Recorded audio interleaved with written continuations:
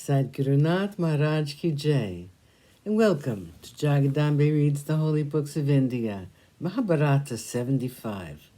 You may remember that Yudhishthira was angry with his mother for volunteering Bhima to kill the Rakshasa, and Kunti was angry with Yudhishthira because she felt she was right. Yudhishthira became ashamed of his hasty words. He begged for pardon.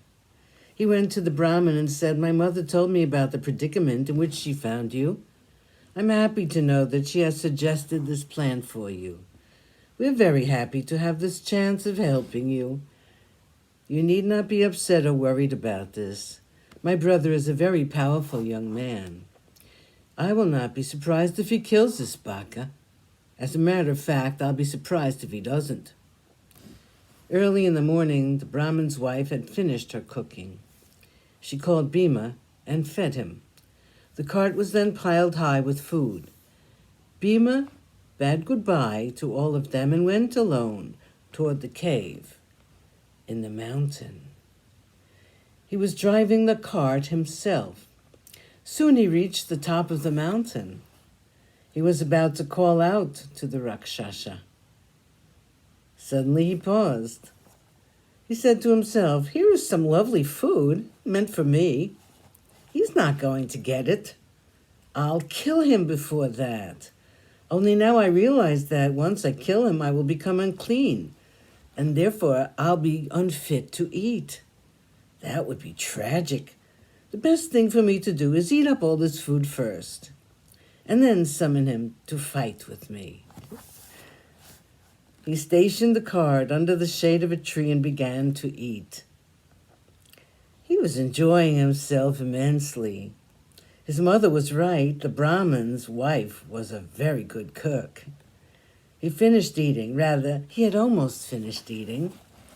He called out to the Rakshasa. Baka heard the call. He hurried to the place from where the call came. To his consternation, he saw a young Brahmin eating up all the food that was meant for him, and looking quite unconcerned about it.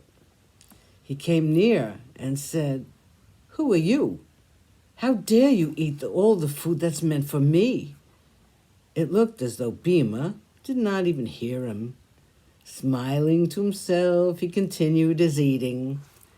This was too much for Baka. He rushed up to Bhima and tried to hit him. Bhima was unconcerned. Baka uprooted a tree, and he tried to hit Bhima with it. With his left hand, Bhima warded off the blow, and his right hand was all the while carrying a bowl of yogurt to his mouth. He was now finished eating. Wiping his mouth with his forehand, he looked at Baka and said, "You have been living on this city for too long. Your body has become too fat. It is time you leave this world. I will help you to reach the abode of Yama.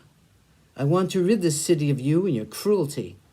Come, get ready to fight with me." Then there took place a terrible fight between Bhima and Baka. It went on for a long time. Baka was immensely powerful, but he was no match for Bhima, who was far his superior. Finally, Bhima took Baka in his arms, put him across his knees, and broke him in two as an elephant would break a piece of sugar cane. With a terrible cry of pain, Baka fell on the ground, dead. Bhima dragged his body by the legs, intent on installing it near the gates of the city. Seeing Baka dead, Baka's companions approached Bhima. He said, "If you promise not to harass the city anymore, I will allow you to go your ways, or else you will suffer the same fate as your friend." They went away from the city, never to come back. Sadhgurunath Maharaj Ki Jai. Thank you for coming. I hope you come again.